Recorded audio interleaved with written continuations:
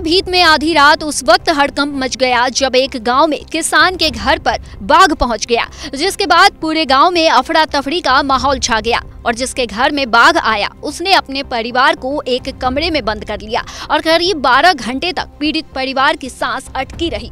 फिर सुबह जाकर परिवार को राहत मिली। घर की दीवार पर बैठे बाघ की ये तस्वीरें किसी चिड़ियाघर या जू की नहीं बल्कि पीलीभीत टाइगर रिजर्व से सटे गांव अटकोना की है। दीवार पर आराम से बाघ बैठा हुआ है, लेकिन ग्रामीणों की सांस अटकी हुई है। और जब वन विभाग मौके पर पहुंच गया तो लोगों की जैसे जान में जान आ गई हो। फिर क्या, बाघ को देखने के लिए भारी संख्या में लोगों की भीड़ इकट्ठा हो गई।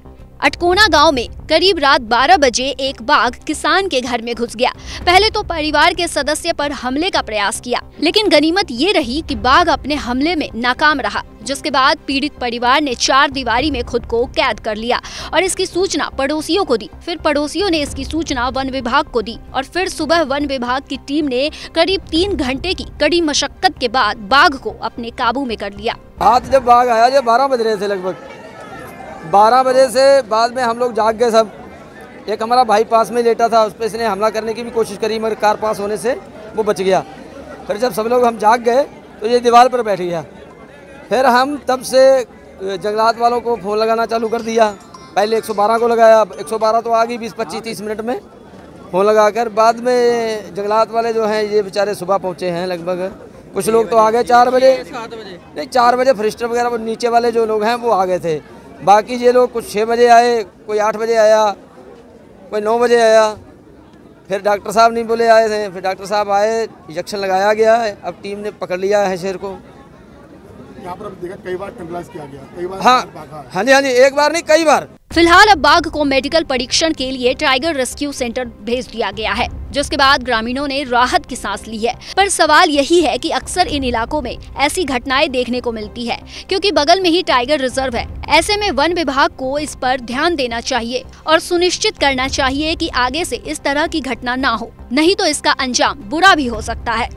हमें अर्ली मॉर्निंग इसकी सूचना मिली थी कि एक गांव में टाइगर एंटर कर गया है और घर के अंदर एंटर कर चुका है।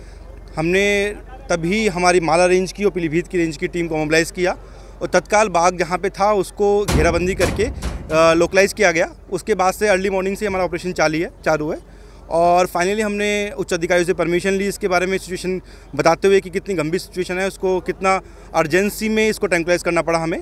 तो हमने सारे जो उपाय करने होते हैं, जो प्रोटोकॉल फॉलो करने होते हैं एनटीसी की एसओपी के अनुसार, हमने उस बाघ को ट्रैंक्विलाइज करके अपने केज में ले लिया है। अब उसको थोड़ा सा हम उसको निरीक्षण करेंगे, उसको थोड़ा सा ऑब्जर्व करेंगे।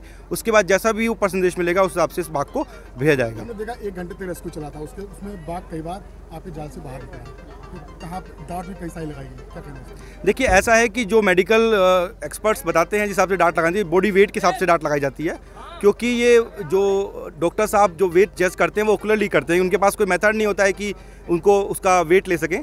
तो ये हम थोड़ा सा ऑब्जर्व करके ही मल्टीपल डार्ट्स में ही हम इसको करते हैं।